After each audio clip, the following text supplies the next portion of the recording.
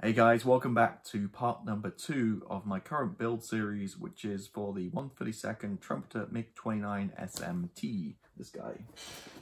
See that? So, first part, I posted up, you saw I did a cockpit tub, painted and weathered that. This part number 2 is going to be focused around the gear bays and building the engines. So yeah, so far it's a great kit. I'm loving it. A lot of detail.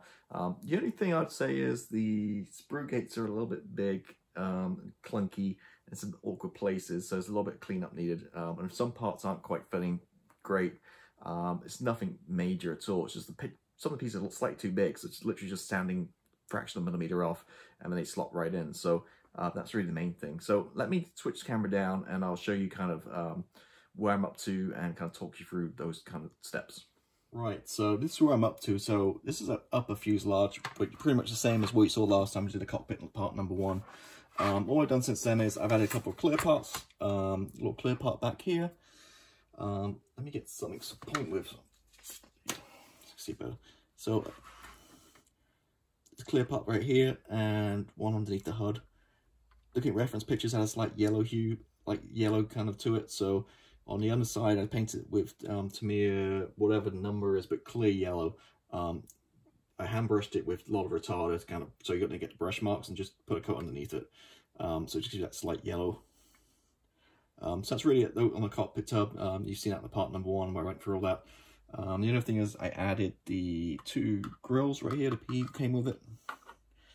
They had a little bit of a nightmare again. They fit good, but I tried my, as you know, last time I was using this guy, which was working great. The gator glue, but on here it's slightly curved, very slightly, and it takes too long to bite.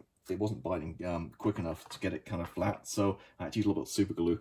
I have a bottle of medium open, so I just want to kind of use that up, but really kind of thin would work better. Just to tap at the corners and just really get it to bite quickly. So anyway, so the finally end. So those 2 little grills right there, and that's pretty much it on the upper half.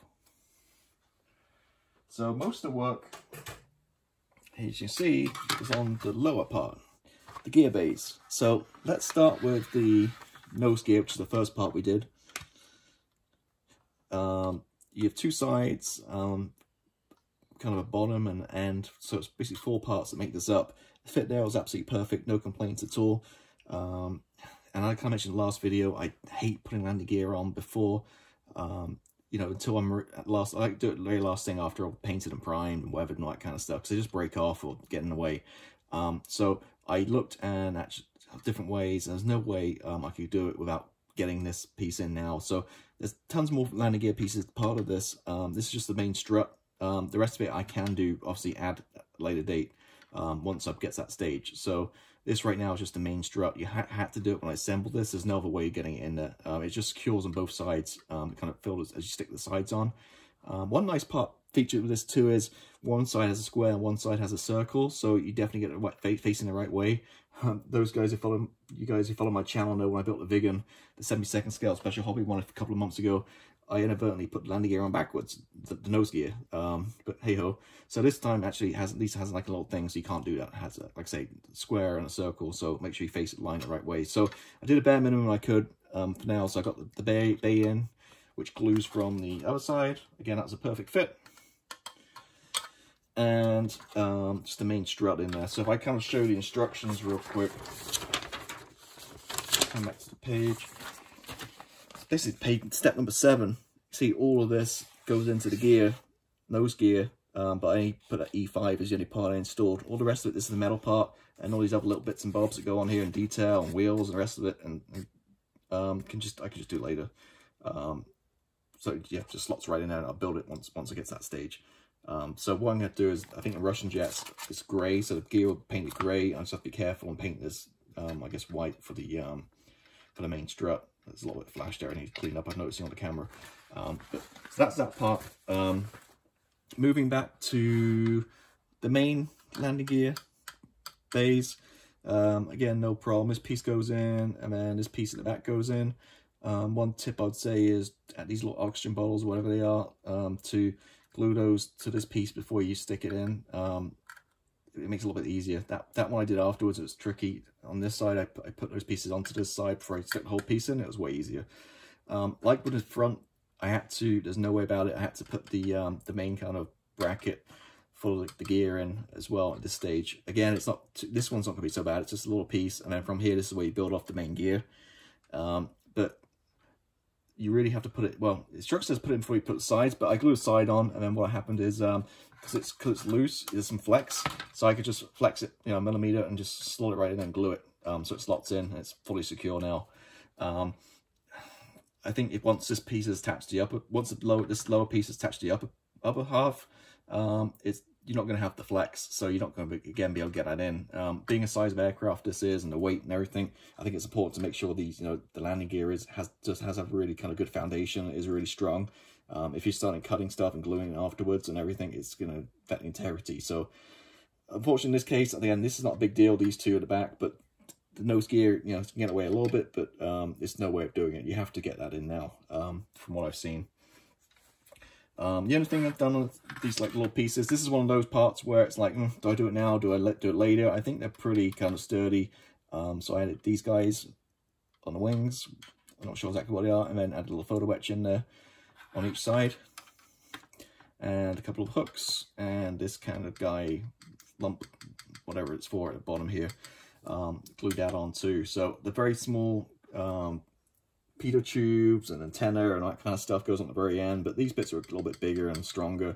I'm going to go ahead and attach now, it makes it a little bit easier. So that's the lower half, the gear. Well, what other gear I could get away with not doing now. Then I moved on to the intakes. Two-piece intakes. You have to make sure you get this insert and glue this piece in. This piece right here goes in first. And then glue the top on.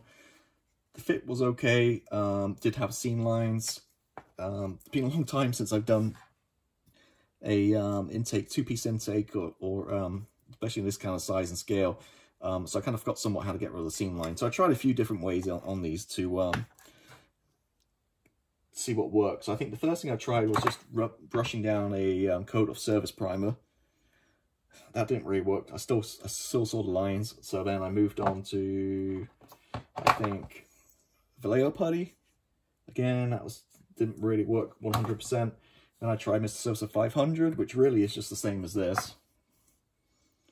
And again, let it dry and give it a little sand and stuff, but you can still see a line slightly. So what I tried was, I got this, I give credit to the guy on YouTube. I can't remember his name, but his model channel is Prime Model Works, I believe.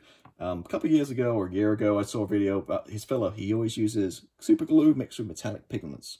Apparently metallic is slightly different to normal pigments, so it kind of, I'm not sure exactly what the deal is, but I got that tip from him. So he has a good channel, does a lot of large aircraft, so go ahead and check him out too. But basically just mix, I think you really need a thinner glue, but like I mentioned earlier, I've got a little drop of this medium. I just want to finish up before I crack open another bottle.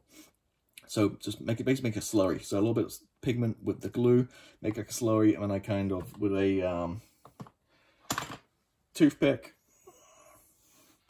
I just applied it down lines on both sides, kind of brushed it in, and then let it dry. And then once it's dried, I gave it a sand with some sanding sticks, kind of that from both sides, and got it smooth. And then I just gave it a quick coat of Mr. Surfacer primer. Mr. Surfacer 500, which I use as a primer. Going back to this, I'm guessing the point of adding the pigment is it makes it easier to sand. Super glue on its own is going to be rock hard, but if you had something like a pigment, or I think baking soda or talc powder or any kind of that stuff like that, mix it with glue, I think it makes it a little bit easier to sand. It's not so tough. So I tried that and actually worked, like I say, worked really good. I got rid of those seam lines. I sanded it down a little bit. There's a few little scratches and stuff here from the sanding, but I was going to go and work on it some more, but then I figured, well, you're not going to see inside that really, because take this piece right here, which it fits into. Actually, it's this one right here. So it goes, there's a hole in the bottom here, like a locating point, and this just fits in right like that. So it fits in like that, which is great.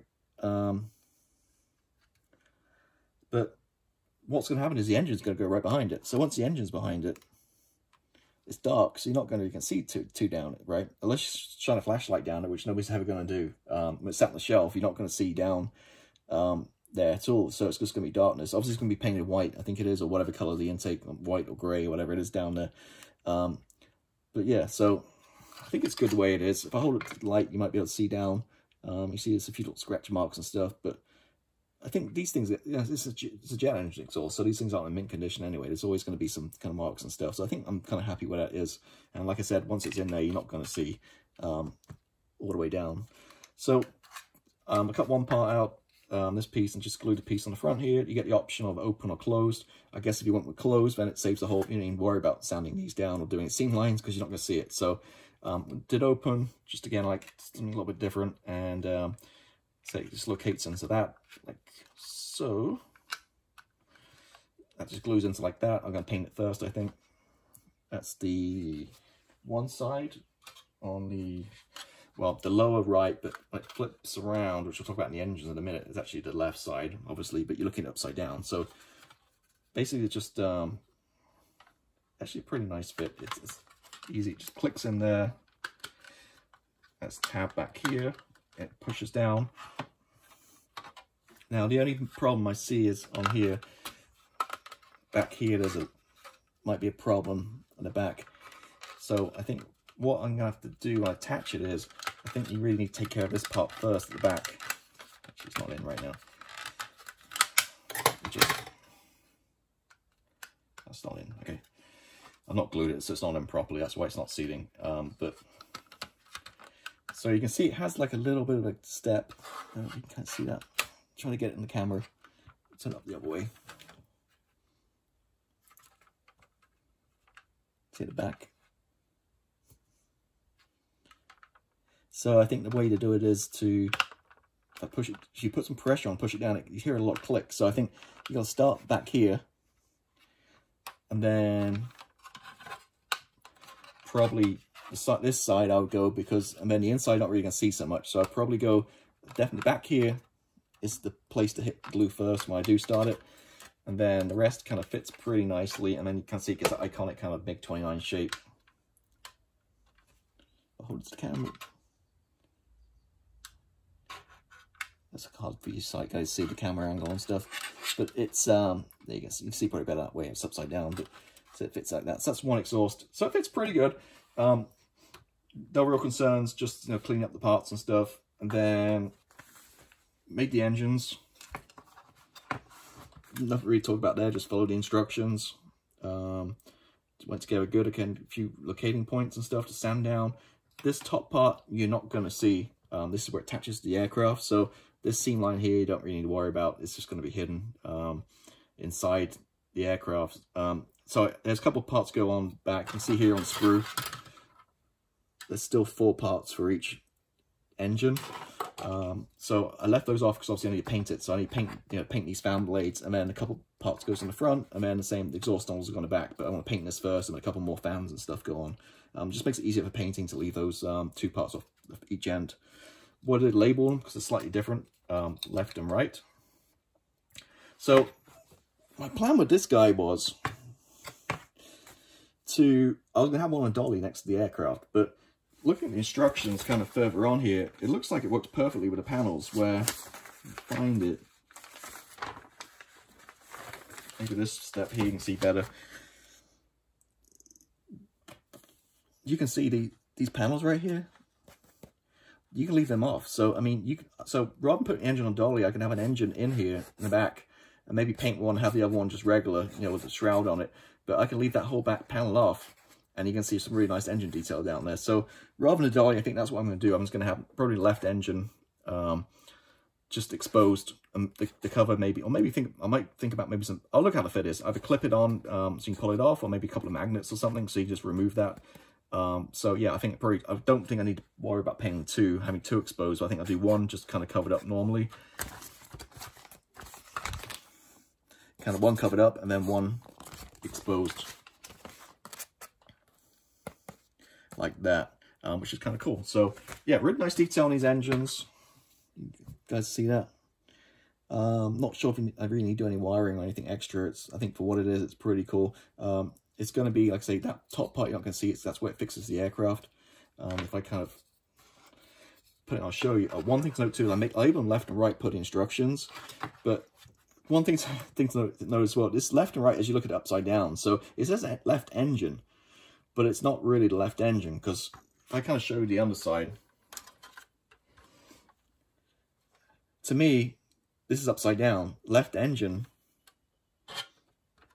would be on the port or left side of the aircraft. But when it's upside down, it's really the right engine, if you know what I'm saying. So left goes here, put according to instructions, and I tried to fit, and it's definitely right. So left goes on here, the left side as you look at it upside down, but again, it's not really, because when you turn it to the right way up, it's the right engine. So that's a little confusing, but just they're both different shapes, so I mean you can't go wrong. You're gonna fit it you only fit in one way. So according to this, it's upside down, so it's gonna be the right engine, which I just labeled, and just basically has the pin. It sits right there. Like I said, there's a couple of parts. The nozzle goes on, the exhaust nozzles, and there's a couple of little fan blades and some parts that goes on here for that gap. So it links up to the intake. But as I kind of mentioned, to kind of hold it in place, you kind of see that exposed underneath there, all, you know, the metal colors and the various shades and stuff. It's going to look really cool, I think, next to the paintwork and the splinter camo. So I'm going to probably leave the left side off, because that's where the ladder is and, you know, the entrance to the cockpit. So I'm going to have this left engine, unless I mess up the paintwork, exposed, and the right one's going to be closed up. As I was mentioning earlier, if I just kind of push it to the end there and kind of show you up the camera, again, it's kind of, I'm turn upside down so you can see it. Once the engine's kind of fully against, and if you kind of see up an intake, you're not going to see it. It's very hard for me to get this angle, but you're not going to see a thing up the intake. It's dark, so I mean, new scratches and stuff, like I mentioned, you're not going to see it. So that is pretty much it where we're at. So